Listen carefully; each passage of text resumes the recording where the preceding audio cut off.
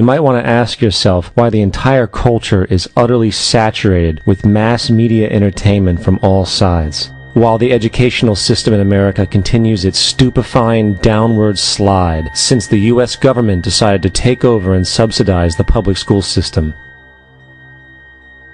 What your government pays for, it gets. When we understand that, then we look at government-financed institutions of education and see the kind of students and the kind of education that's being turned out by these government-financed schools. Logic will tell you that if what is being turned out in those schools was not in accord with what the state and the federal government wanted, then it would change it. The Patriot Act, Homeland Security, the Military Tribunals Act, and other legislations are all completely and entirely designed to destroy your civil liberties and limit your ability to fight back against what is coming. Currently in the United States, unannounced to most brainwashed Americans, your home can be searched without a warrant, without you being home. You can in turn be arrested with no charges revealed to you, detained indefinitely with no access to a lawyer, and legally tortured, all under the suspicion that you might be a terrorist. It's time to wake up. The people in power go out of their way to make sure that you are perpetually misled and manipulated. The majority's perception of reality, especially in the political arena, is not their own. It is shrewdly imposed upon them without them even knowing it. For example, the public at large actually believes the invasion of Iraq is going badly, as sectarian violence doesn't seem to stop.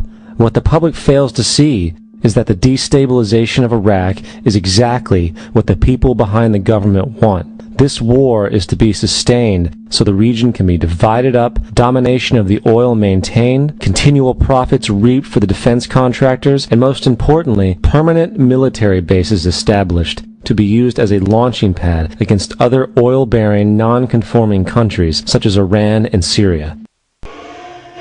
The last thing the men behind the curtain want is a conscious, informed public capable of critical thinking, which is why a continually fraudulent zeitgeist is output via religion, the mass media, and the educational system.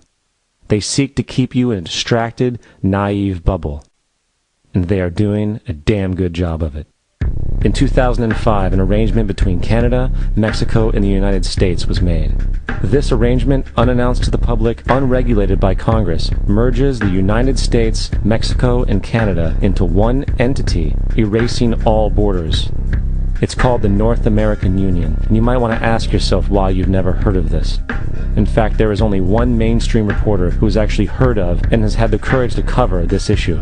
The Bush administration's open borders policy and its decision to ignore the enforcement of this country's immigration laws is part of a broader agenda.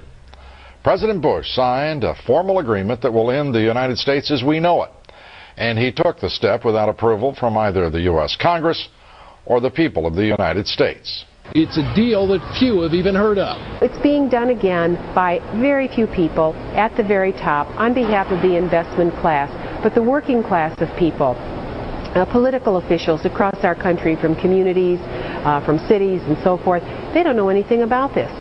This isn't some trade agreement. It is a total removal of sovereignty from these countries, which will also result in a completely new currency called the Amero. The American Constitution will eventually be obsolete. You would think that a situation like this would be on the cover of every major newspaper. That is until you realize that the people who are behind this movement are the same people behind the mainstream media, and you are not told what you're not supposed to know. The North American Union is the same concept as the European Union, the African Union, and the soon-to-be Asian Union, and the same people are behind all of them. And, when the time is right, the North American Union, the European Union, the African Union, and the Asian Union will be merged together, forming the final stages of a plan these men have been working on for over 60 years. A one-world government. And if we have learned anything from history, it is that power corrupts, and absolute power corrupts absolutely. This is Aaron Russo, a filmmaker and former politician. To his left is Nicholas Rockefeller of the infamous Rockefeller banking and business dynasty. After maintaining a close friendship with Nicholas Rockefeller, Aaron eventually ended the relationship, appalled by what he had learned about the Rockefellers and their ambitions. I got a call one day from an attorney woman I knew, and she said, would you like to meet one of the Rockefellers? I said, sure, I'd love to. And we became friends, and he began to divulge a lot of things to me. So he said to me one night, he said that there's going to be an event there, and out of that event, you're going to see we're going to go into Afghanistan, so we can run pipelines from the Caspian Sea. We're going to go into Iraq to take the oil and establish a base in the Middle East, and we're going to go into Venezuela and try and get rid of Chavez. And the first two they've accomplished. Chavez they didn't accomplish. And he said you're going to see guys going into caves looking for looking for people that they're never going to find. You know, he was laughing about the fact that you have this war on terror. There's no real enemy. He's talking about how by having this war on terror, you can never win it because so it's an eternal war, and so you can always keep taking people's liberties away. And I said, how are you going to convince people that this war is real? He said, but the media can convince everybody it's real. I mean, you know, it's just that you keep talking about things, you keep saying it over and over and over again, and eventually people believe it. You know, you created the Federal Reserve in 1913 through lies.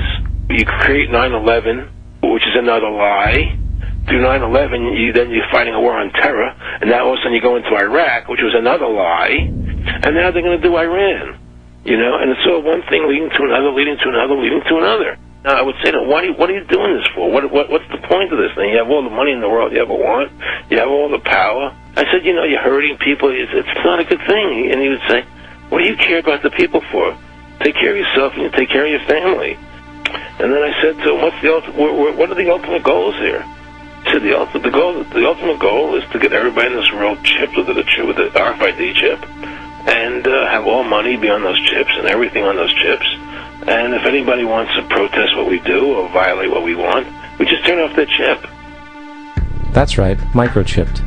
In 2005, Congress, under the pretense of immigration control and the so-called war on terrorism, passed the Real ID Act, under which it is projected by May 2008, you will be required to carry around a federal identification card, which includes on it a scannable barcode with your personal information. However, this barcode is only an intermediary step before the card is equipped with a VeriChip RFID tracking module, which will use radio frequencies to track your every move on the planet. If this sounds foreign to you, please note that the RFID tracking chip is already in all new American passports. And the final step is the implanted chip, which many people have already been manipulated into accepting under different pretenses. We have a Florida family who are really pioneers in a brave new world. They have volunteered to be the first ever to have microchip identification devices implanted into their bodies. After 9/11, I was really concerned with the security of my family. In the end, everybody will be locked into a monitored control grid where every single action you perform is documented. And if you get out of line, they can just turn off your chip, for at that point in time, every single aspect of society will revolve around interactions with the chips. This is the picture that is painted for the future if you open your eyes to see it. A centralized one-world economy where everyone's moves and everyone's transactions are tracked and monitored, all rights removed. The most incredible aspect of all. These totalitarian elements will not be forced upon the people. The people will demand them. For the social manipulation of society through the generation of fear and division has completely detached humans from their sense of power and reality. A process which has been going on for centuries, if not millennia. Religion, patriotism, race, wealth, class, and every other form of arbitrary, separatist identification and thus conceit has served to create a controlled population, utterly malleable in the hands of the few. Divide and conquer is the motto, and as long as people continue to see themselves as separate from everything else, they lend themselves to being completely enslaved.